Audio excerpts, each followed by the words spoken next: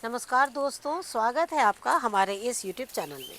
दोस्तों, जैसे कि आप देख रहे हैं, पुराने अमरूदों के साथ साथ में नए अमरूदों ने आना शुरू कर दिया है। लेकिन साथ ही आपको बताना चाहूँगी कि एक अमरूद के पौधे में ही मैंने एक मक्के का पौधा लगा दिया था और अब देखिए उसमें मक्के बनने शुरू हो गए हैं। साथ ही हमने इसमें कुछ मूली लगा दी थी, लेकिन अब मैं इसमें से, हालांकि ये मूली मैंने साग के लिए लगाया था, और क्योंकि मूली की जैसे साग हो गया हरे पत्ते खाने के लिए, क्योंकि शुरू में क्या होता है, पालक अगर नहीं भी होती है ना, तो इस तरह के मूली के जैसे हरे पत्ते हो जाए तो ज़्यादातर हम इनके पत्तों को ना सैलेड के रूप में ही इस्तेमाल करते हैं। तो इसीलिए मैंने जगह जगह पर इस तरीके से एक एक दो दो मूली के जो बीज है वो डाल दिए थे। हालांकि इसमें आप देख रहे हैं जैसे कि आम के इसमें जैसे देख रहे हैं पान के पत्ते मैंने लगा दिए हैं, और एक डाल मैंने इसमें पान की रख दी है, एक मक्के का रख दिया, कुछ मूली। लेकिन अब निकालने के कारण क्या है जान रहे हैं? क्योंकि जिस तरीके से आप देख रहे हैं इसमें फल बनने शुरू हो गए हैं अमरूद में। ये देखिए इस तरीके से। तो जब फल आने शुरू हो जाते हैं ना, तो हमें क्या करना चाहिए, कंटेनर को थोड़ा सा खाली करके और फिर उसकी गोड़ाई करके और उसमें खाद और पानी का इंतजाम करना पड़ता है। लेकिन इसके साथ ही मैं आपको बोलना चाहूँगी, आज मैं इसी वीडियो के माध्यम से कुछ सीड्स लगाना बताऊँगी, कुछ हार्वेस्टिंग और आपके सवालों के जवाब भी लेना चाहूँगी। जैसे कि हालांकि हमने कमेंट्स के थ्रू आप लोग को जवाब दे दिए हैं, लेकिन फिर भी मैं आप लोगों से ये बोलना चाहूँगी, कमेंट्स में अगर फिर भी हम अगर पूरी तरीके से नहीं बता पाते हैं, क्योंकि बहुत ज़्यादा नहीं लिखना होता है, तो उसमें क्या होता है कि वीडियो के माध्यम से हम आपको बहुत अच्छे से बताने की कोशिश करते हैं। जैसे मुस्कान जी, आपने कहा था कि तोरई के बारे में, तो मैंने तोरई के बारे में आपको अच्छे से बताया है। लेकिन एक चीज़ ये बताना चाहूँगी, जो हरी गलकी और तोरई होती है ना, ये साल भर होती है आपके टेरेस में, जैसा मौसम उसके अनुसार वो फल देती है। लेकिन जैसे मैंने आपसे कहा कि जो सफ़ेद तोरई है ना, हमारे यहाँ वो जो बीज है मैंने गांव से मंगवाए थे, इसलिए वो प्योर देसी है। क्योंकि गांव में क्या होता है, सफ़ेद तोरई के साथ में, खास सफ़ेद यानी वही जिनके सफ़ेद बीज होते हैं, हालांकि वो भी ग्रीन होती है पर बहुत लाइट ग्रीन होती है, तो इसलिए मैं उसको ज़्यादातर सफ़ेद तोरई ही बोलती हूँ, सफ़ेद गलकी ही बोलती हूँ। तो वो क्या होता है, मई और जून में ना कई बार देखिएगा, देखिए कुदरत की तरफ से ना सारी चीज़ें ना इस तरीके से बनी हुई है कि कुछ चीज़ें ना नेचुरल होती है। मई और जून के महीनों में ना एक हल्की बारिश आती है, और वो बारिश इसलिए होती है कि वो बीज जो है जहाँ भी है वो निकल जाए। तो उस महीने में जब वहाँ बारिश होती है, तो जो खेतों में लोग क्या करते हैं, जो मेड़ के किनारे ना कुछ बीजों को डाल देते हैं, तो वो वहाँ क्या होता है, ये सफ़ेद तोरई मई जून में निकल जाती है, और फिर वो अपने आप पूरी बारिश से लेकर ठंड तक फलती है। और जैसे ही फसल कट जाती है या मौसम गर्म हो जाता है, और वो तोरई अपने आप ख़त्म हो जाती है। तो इसीलिए मेरे कहने का मतलब यही था कि वो बिल्कुल देसी तोरई है, क्योंकि मार्केट में हमारे यहाँ तो वो मिलती ही नहीं है बिल्कुल भी। तो इस तरीके से आपने हमसे पूछा, ये बहुत अच्छी बात है, जिससे कि आपको भी अच्छी तरीके से समझ में आ गया और हमने भी एक कोशिश करी। आपका एक सवाल और भी आया है खाद को लेकर, कि जो भी आप खाद डालते हैं, आप खाद के बारे में ज़रूर बताइए। तो ऐसा बहुत कम होता होगा कि शायद हम नहीं बता पाते हैं, लेकिन जनरली आप हमारे वीडियो देखे होंगे तो आपने देखा होगा कि हमारी खादें ना बहुत लिमिटेड है, जो हम घर में तैयार करते हैं। जब से मैं आप लोग के साथ जुड़ी हूँ, या आज मैं जितने सालों से भी मैं गार्डनिंग कर रही हूँ, बस मैं इसी तरह की खाद डालती हूँ। और क्या होता है कि वो एक ही तरह की खाद होती है ज़्यादातर, और यही वजह है कि शायद मैं आप लोग को नहीं बता पाती हूँ कि ये कौन सी खाद है। मुझे ऐसा लगता है शायद मैं बार बार आप लोगों को यही चीज़ बता रही हूँ, लेकिन मेरी ज़्यादातर खाद एक ही होती है। लेकिन जल्दी हम एक ऐसा वीडियो शेयर करेंगे जिसमें कि आप लोग को ये बताएंगे कि कौन सा प्लांट कितना बड़ा है, तो उसमें कैसे खाद आपको डालना है। जिससे कि क्या होगा, आप एक बार वो वीडियो देखेंगे, जो भी हमारे साथ नए लोग जुड़े हैं या जो हमारे पुराने लोग भी हैं, तो हम आप लोगों को इस तरीके से बताएंगे कि आप लोग खाद उसी तरीके से डाल सके। हालांकि हमने गोभी के पौधे के वक्त बता रखा है आप लोगों को कि कौन सी खाद कब और कैसे डालें, लेकिन फिर भी हम एक बार फिर से कोशिश करेंगे खाद के थ्रू, खाद को दिखाते हुए अच्छी तरीके से ज़रूर हम आपको लोग को बताएंगे।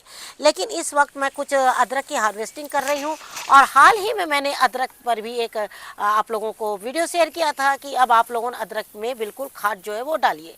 और ये अदरक की गांठें जो है वो बहुत अच्छी बन रही है। लेकिन आज मुझे कुछ अदरक चाहिए, जैसे होता है ना बच्चे लोगों को सर्दी जुकाम हो जाती हैं, तो क्या होता है कि हमें थोड़ा सा अदरक जो है वो थोड़ी सी मैं गार्डन की निकाल रही हूँ। और हमारे यहाँ ना ठंड बहुत हो गई है, तो ठंड हो गई है तो भाई घर में डिमांड हो जाती है जैसे कि थोड़ा सा अदरक निकालिए ना, ताज़े अदरक की हमें थोड़ा सा चाय पीनी है।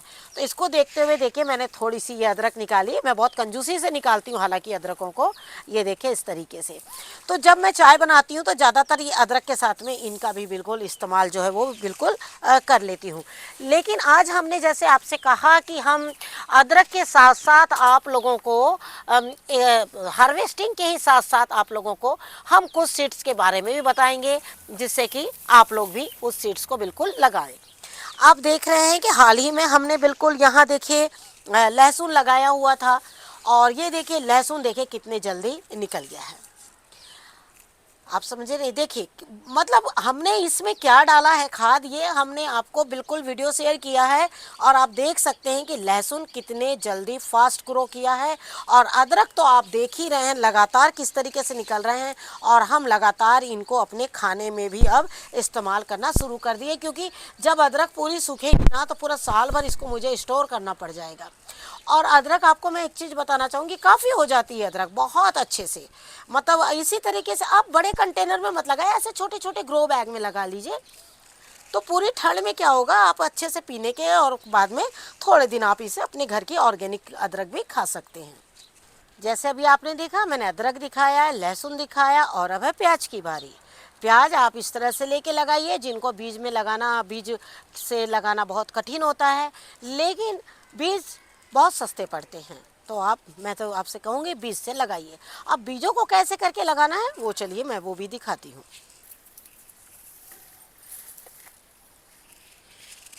जैसे अभी आपने देखा कि हमने आपको प्याज के पौधे दिखाए। अब वो प्याज के पौधे हम आपसे यही कहना चाहेंगे, मार्केट में जो है ना वो बहुत महंगे पड़ते हैं। आपको क्या करना है, प्याज के जो बीज मिलते हैं मार्केट में, आप प्याज के बीज ले लीजिए और उन्हें कम से कम 2 दिन बिल्कुल पानी में भिगो दीजिए।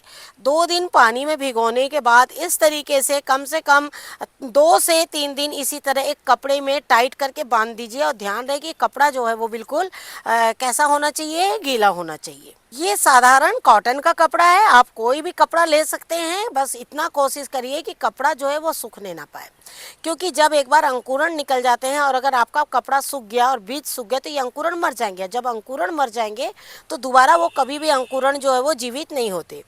दूसरी बात, प्याज लगाने का समय जो है वो बिल्कुल भी ख़त्म नहीं हुआ है, इसलिए आप बिल्कुल घबराएं नहीं, प्याज बिल्कुल लगाते रहें। प्याज लगाने के लिए आपको बहुत बड़े कंटेनर की ज़रूरत नहीं है। आप क्या कर सकते हैं, ऐसे छोटे छोटे कंटेनर्स में या घर के छोटे छोटी कोई भी टोकरी में भी प्याज लगा सकते हैं। आप प्याज के पत्तों को डेली अपने खाने में इस्तेमाल करने के लिए ना, इससे अच्छा कुछ भी नहीं है। दूसरी बात, जैसे प्याज लगाने के लिए कई बार हम सोचते हैं कि प्याज यानी सिर्फ खेत, नहीं, प्याज यानी बिल्कुल टेरेस। आप समझे ना, प्याज का मतलब ये नहीं है कि सिर्फ खेत। दूसरी बात है कि प्याज कभी भी डायरेक्ट नहीं लगती है, या तो उसकी नर्सरी लगाई जाती है। नर्सरी लगाने के लिए आपको इसी तरीके से बीजों को तैयार करना होगा, और नहीं तो मार्केट से बनी बनाई नर्सरी लेकर आइए और उसको लगाइए।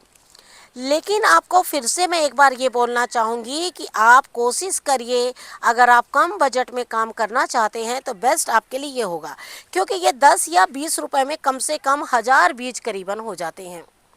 तो आप ऐसा करिए कि आप 10 से 20 रुपए की प्याज जो लोकल मार्केट है ना वहाँ से ले सकते हैं और उसको आप लगाइए। इसके पत्ते खाइएगा, पत्ते खाने के बाद में इसमें से बहुत अच्छे कंद भी तैयार हो जाएंगे। तो आप क्या करिए, आपके जहाँ लोकल जो भी प्याज होती है ना, वही प्याज आप बीज लीजिए जहाँ भी रहते हैं। तो ये देखिए किस तरीके से अंकुरण हुआ है। अब इसका अंकुरण को जब आप लगाते हैं तो आपको देखिए अब क्या करना है, सबसे पहले एक इसमें थोड़ी सी मिट्टी डालनी है। मिट्टी डालकर आप जैसे देख रहे हैं मैंने इसको बिल्कुल आपने देखा कि मैंने बिल्कुल गीला कर दिया। और बहुत कम मिट्टी डाला है। अब मिट्टी में आपको क्या डालना है ये चीज़ मैं बता रही हूँ। तो बीजों को लगाने के लिए हमें क्या करना है, सबसे पहले ना थोड़ी सी मिट्टी लेनी है। अब मिट्टी कैसे बनानी है आपको, आप अगर आपके पास कोकोपीट है, राइस हस्क है, उसमें से दोनों में से कोई भी एक चीज़ है तो मिट्टी में मिला दीजिए। और अगर आपके पास में दोनों चीज़ भी नहीं है तो मिट्टी और गोबर की खाद। अब मिट्टी जो है आप आधी ले लीजिए और साथ में गोबर की खाद भी आप बिल्कुल आधी ले लीजिए। और इस तरीके से मिट्टी को बिल्कुल भुरभुरा रखना चाहिए। मिट्टी जो है बिल्कुल ढीली होना चाहिए। ढीली रहेगी तो आपके प्याज के बीजों को जब आप निकालेंगे, जब नर्सरी इसकी तैयार हो जाएगी 5 से 6 सेंटीमीटर की या 10 सेंटीमीटर तक की, तो आपको इसे निकाल कर एक जगह से दूसरे जगह लगाने में बहुत आसानी हो जाएगी। तो हमें क्या करना है, सबसे पहले इस तरीके से मिट्टी तैयार करनी है।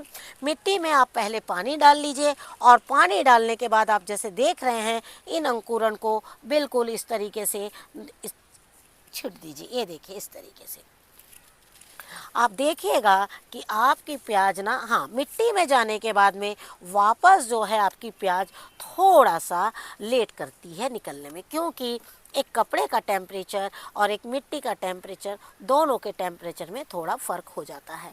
लेकिन आपको बिल्कुल भी घबराना नहीं है और इस तरीके से इसे छिड़ देना है। हालांकि हमारे पास प्याज काफ़ी हो गई है और यही वजह है कि हमने इसे एक ही कंटेनर में डाल दिया है। इतनी प्याज इस तरीके के 2 कंटेनर में आप बिल्कुल डाल सकते हैं और उन्हें लगा सकते हैं। लेकिन अगर आप चाहें तो इतने बड़े अंकुरन करें, या तो आप बिल्कुल छोटे छोटे जब अंकुरन आते हैं उस वक्त भी आप इन्हें बिल्कुल अपने गार्डन में लगा सकते हैं। ज़रूरी नहीं है कि आप इतने ही बड़े अंकुरन करें। हमने आपको दिखाने के लिए इसके अंकुरन को थोड़ा बड़ा किया है, जिससे कि आपको यकीन हो जाए कि हाँ, कपड़ों में प्याज इस तरीके से बांधने से काफ़ी अच्छे अंकुरित होते हैं और वो बहुत जल्दी ग्रो करते हैं। अगर आप सूखे बीज डालेंगे उनका भी अंकुरन हो जाएगा, लेकिन उनका अंकुरन थोड़ा लेट होता है। इसीलिए आपको क्या करना है, अंकुरन को इस तरीके से कपड़ों में करके आप करिएगा तो आपको बहुत आसान हो जाएगा। ये देखिए इस तरीके से हमने कर लिया। अब आपको क्या करना है, इसके ऊपर देखिए हमने अंकुरन भी हो गए हैं, उसमें नीचे की मिट्टी भी गीली कर ली हमने। अब हमें क्या करना है, इसमें ऊपर हल्की मिट्टी डाल देनी है। इस तरीके से आप हल्की हल्की मिट्टी बिल्कुल डाल दीजिए। अब इसमें आप कम से कम 2 दिन पानी बिल्कुल मत डालिए। 2 दिन के बाद में ये सारे अंकुरन जो है ऊपर आ जाएंगे। उसके बाद में आप देखिएगा कि अब मिट्टी को पानी की ज़रूरत है तो हल्के से छिटाव करिएगा, क्योंकि इस वक्त हमारे प्याज के पौधे बहुत छोटे होते हैं और बहुत नाजुक होते हैं, इसलिए हमें बिल्कुल हल्के से इन पर काम जो है वो करना चाहिए। बस इससे ज़्यादा मिट्टी डालने की ज़रूरत नहीं है। अब इस तरीके से आपकी नर्सरी, इसमें आप ये कंटेनर देख रहे हैं ना, बिल्कुल इतनी बड़ी बड़ी जब नर्सरी तैयार होगी आप उसे निकालिए और अपने गार्डन में इन्हें बिल्कुल आसानी से शिफ्ट जो है वो कर सकते हैं। काफ़ी पहले आप लोगों का एक सवाल आया था जब हमने ये सहतूत का पौधा एक रिंग के साथ पूरा लगाया था। आपका कहना था कि ये तो पूरा झाड़ी नुमा हो जाएगा। आपका कहना बिल्कुल सही था, लेकिन देखिए अब आपके पास में ज़मीन है। एक्चुअली ये बहुत पौधा मैंने ज़मीन के लिए लगाया था और मुझे ये पौधा देना भी है। और ये देखिए ये पौधा मेरा कल बिल्कुल जा रहा है और आप देखिए इसमें, ये आप लोग के सामने ही वीडियो शेयर किया और देखिए फिर से इसमें देख रहे किस तरीके से सहतूत जो है बिल्कुल आए हुए हैं। अब ये पौधा जो मेरा है, अगर आप जब ड्रम में डालना चाहे तो इसके कम से कम कई पौधे आप बना सकते हैं। यहाँ से आप इनकी, जैसे ये रिंग सिस्टम से बनाया है मैंने, तो इनको आप क्या कर सकते हैं, यहाँ से काट के एक पौधा निकलेगा, यहाँ से काटने के बाद में एक पौधा निकलेगा। इस तरीके से कई पौधे इसमें से हमारे तैयार हो जाएंगे। लेकिन मुझे इसे ज़मीन में लगाना है और ज़मीन में लगाने के लिए मैंने इस तरीके से तैयार किया है कि मुझे ज़्यादा से ज़्यादा मात्रा में सहतूत मिले और मैं पूरे साल भर बच्चों को इसी सहतूत के सहारे अपने बच्चों को सॉस के रूप में बिल्कुल उन्हें इस तरीके से नेचुरल चीज़ दे सकूं। इसलिए मैंने अपने गार्डन में ना ऐसी चीज़ों की व्यवस्था बहुत अच्छे से करी है, जिसमें आगे आने वाले समय में बच्चों के लिए एक बहुत अच्छा ब्रेकफास्ट जेली तैयार मिले उन्हें।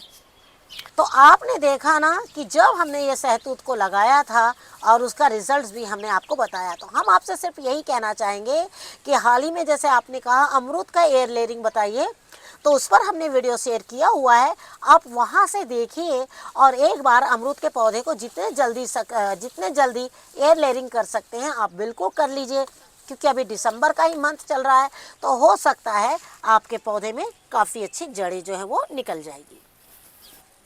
और साथ ही आपको और भी बहुत सारे और भी कुछ सवालों के जवाब मैं देना चाहूँगी। जैसे कि रुबीना जी, आपके सवाल हमेशा आते हैं, मैं कमेंट के थ्रू तो देती ही हूँ, लेकिन इस बार जैसे आपने पूछा है कि आप चूना का इस्तेमाल नहीं करती हैं क्या, चूना आप क्यों नहीं डालती हैं, तो आपको मैं एक चीज़ बताना चाहूँगी कि देखिए, हर चीज़ ना हर समय नहीं डाली जाती है, या हर पौधे में उठाकर मतलब चूना है, राख है, इस तरीके से आप ना पौधे में डालकर हर समय नहीं डाल सकते हैं। उससे क्या हो जाता है कि आपके पौधे जो है ना वो ख़राब हो जाते हैं। तो उनको डालने के लिए हमने क्या किया, चाहे छिड़काव कहिए या जड़ों में कहिए, हम जब भी डालते हैं आप तक वीडियो ज़रूर हम पहुंचाते हैं। ऐसे कई वीडियोस हमारे आने वाले हैं जिसमें हमने चूने का इस्तेमाल किया है। अब चूने का इस्तेमाल ज़्यादा क्यों नहीं करना चाहिए, वो भी हम आपको अगला पौधा दिखाते हुए बिल्कुल बताना चाहेंगे। हर पौधे में चूना डालना बहुत ज़्यादा ज़रूरी नहीं है। चूना जो है वो जितना अच्छा है उतना ही आपके पौधों को बिल्कुल नुकसान भी दे सकता है। इसीलिए चूने की जो क्वांटिटी है हमेशा बहुत सोच के करना चाहिए। चूने को कई बार हम बहुत हल्के में ले लेते हैं और वो चूना जाकर आपकी मिट्टी को ख़राब कर देता है। मिट्टी को ख़राब करने का मतलब क्या होता है कि आपके पौधे के साथ दो चीज़ हो सकती है। अगर आपने चूने का ज़्यादा इस्तेमाल कर लिया तो या तो वो पौधे का ग्रोथ रुक जाएगा, या तो जो पत्ते हैं वो पीले पड़ जाएंगे। और ये दो चीज़ों से बचाने के लिए हम आपको चूने की मात्रा कभी भी ज़्यादा नहीं बताते हैं। लेकिन जब एक पौधा बड़ा हो जाता है, उसमें फल आने लग जाते हैं और ठंड में फल झड़ रहे हैं, तो आप चूने का छिड़काव करिएगा तो आप देखिएगा कि फल झड़ना रुक जाते हैं। अब ठंड में चूने का जब हम छिड़काव करते हैं तो वो झड़ना क्यों बंद हो जाते हैं, क्योंकि चूने में एक हीट होती है और जब रात की ठंडक पड़ती है ना तो उसमें उन्हें एक हीट मिलती है। उससे क्या होता है कि वो फल और फूल झड़ना बंद हो जाते हैं। इसीलिए हमने हाल ही में एक वीडियो शेयर किया है जिसमें हमने बताया है कि चूने का छिड़काव किस किस पौधे में आप बिल्कुल कर दीजिए। यहाँ तक कि वो फलों से लदा हुआ है या फल नहीं आ रहे हैं मिट्टी में ठंड के वजह से, तो आप उसमें थोड़ा सा चूना भी डाल सकते हैं।